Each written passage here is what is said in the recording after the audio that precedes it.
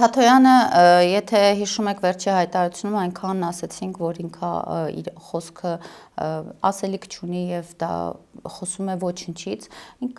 մենք բոլորս որակեցինք որպես Թաթոյանին անատամ քաղաքական գործիչ եւ այսօր փորձում է ինչ որ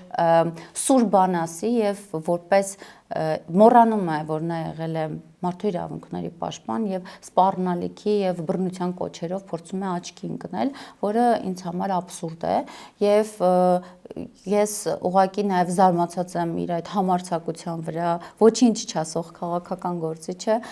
բանավեճի հայտ է ներկայացնում,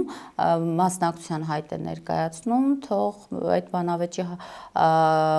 մարտահրավերը ստացել է իր ղեկավարը պետք է գնա իր ղեկավարման տարիների մասով մեր բոլոր հարցադրումներին պատասխանի։ Ինչ վերաբերում է նաև բանավեճին, Թաթոյանը թող մեր կողմից պաշտոն ստացած Դավիթ իր գործընկեր, քաղաքական գործընկեր Դավիթ Անանյանի հետ բանավիճի եւ առաջիկայում կտեսնենք ինչ կստացվի։